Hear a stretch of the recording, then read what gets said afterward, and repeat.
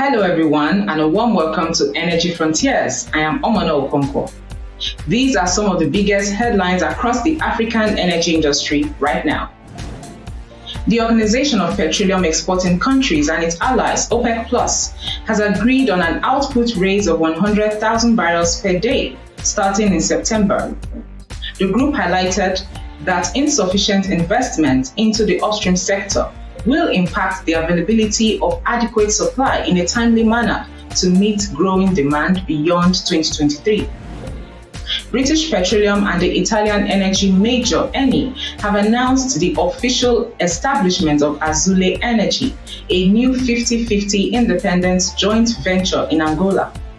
The new company holds stakes in 16 licenses and will take over Eni's share in Solenova, a solar company jointly held with Sonangol.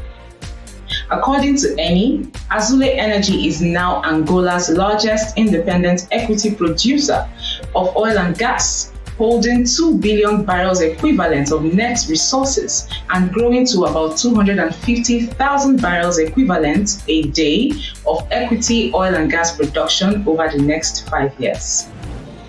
South Africa's lender, Nedbank, plans to boost renewable energy power project funding in the country to 50 billion rand from 29 billion rand in the short to medium term, in order to maintain its position as a market leader in funding renewable power projects.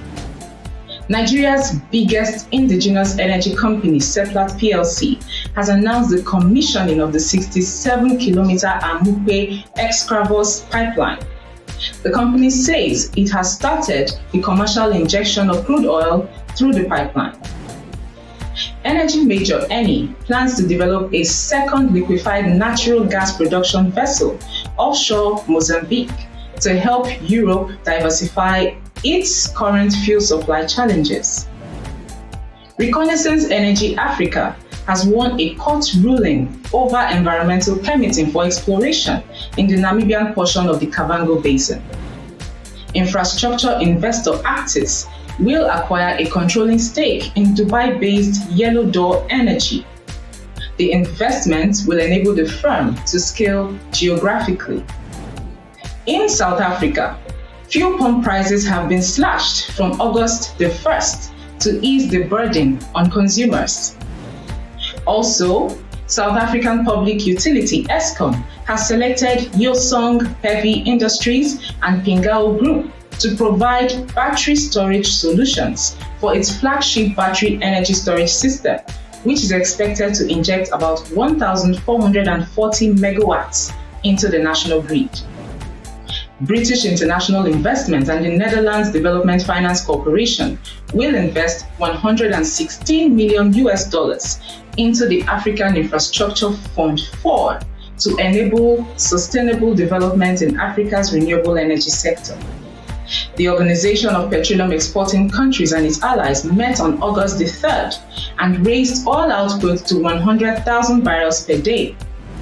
During the meeting, the OPEC group also introduced its new Secretary General, Haytham Al-Ghais of Kuwait. He takes over from Mohammad Barkindo, who passed away in Nigeria in July. That's your quick chat for the week. This is Energy Frontiers.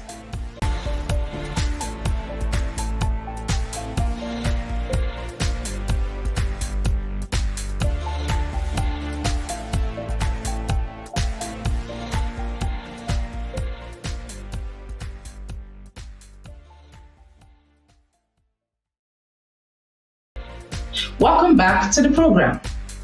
OPEC and its allies met virtually this week, during which the group's output was raised for the month of September.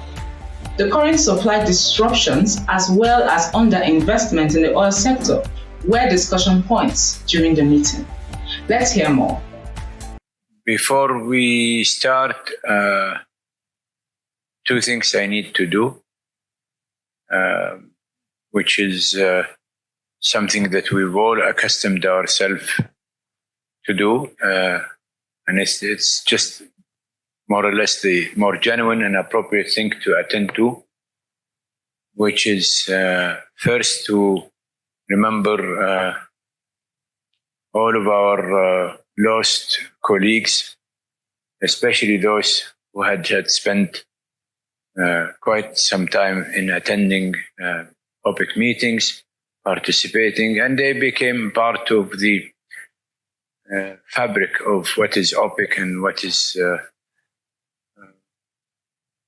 OPEC Plus, be it by their own contributions or be it by their stamp that will be part of our collective history.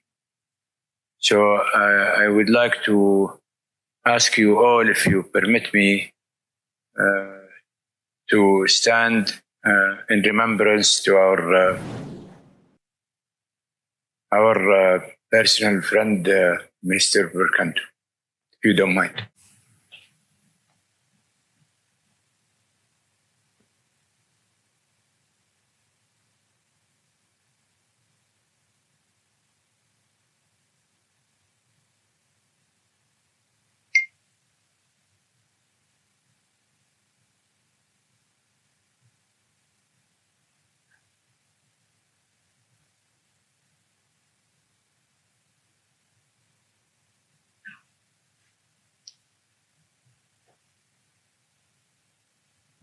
Another thing that we should talk about is that we lost a hero, and I think collectively as OPEC, we have elected a hero, and he will continue to prove his heroism as he is now in his capacity as the new Secretary General.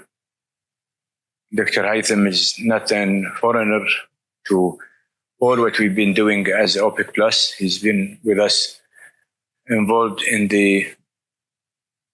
probably the hardest part of what we have done during our last 2 years.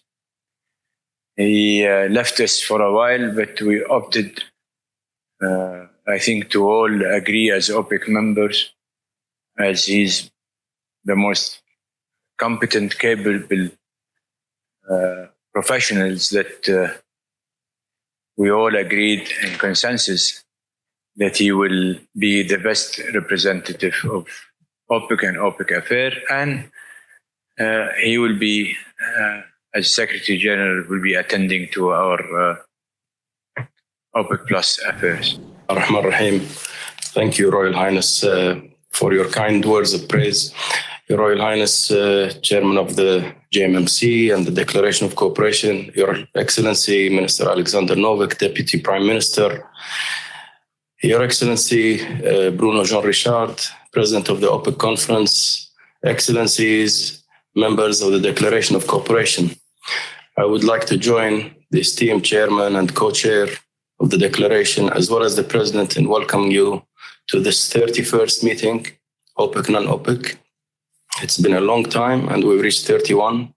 Excellencies, before I proceed also, I would like to join His Royal Highness and all of you in expressing my very deep sorrow at the passing of my brother and predecessor, His Excellency Mohammad Barkindo. As you all know, just 2 days ago, I initiated my tenure as OPEC Secretary General. And I want to reiterate what His Royal Highness mentioned by thanking all the member countries in OPEC for putting their full confidence and trust in me to serve in this extremely important role. I'm very honored by this trust, this confidence, and I assure Your Excellency I will do everything in my power to support and further promote the ongoing cooperation and collaboration between OPEC and its non-OPEC partners for the years to come. I also realize, while I say this, that we are in complex and difficult times, especially as concerns the global industry. The comments that were discussed in the JMMC are testament to the difficult times that the whole energy complex is going through. However, as proven over many years, when we unite, when we work together, all the hurdles can be cleared and lasting solutions can always be found. Mr. Chairman, Co-Chair, distinguished ministers, according to the Secretariat's assessments that will be shown in a little while by my colleagues, the oil market and the economy globally continue to be impacted by a range of very critical issues. As always, we will discuss them in very great detail, and I'm sure the decisions that will be taken will be based always, as usual, on facts and fundamentals. I would like to assure you that the Secretariat, under my leadership, will continue to do its utmost to provide all the support to all of the 23 member countries in this declaration of cooperation, and do everything we can to make sure that our cooperation continues to be as smooth and successful as ever. And that, I'd like to conclude very brief remarks and wish us all a very fruitful meeting and positive outcome. Thank you. Thank you.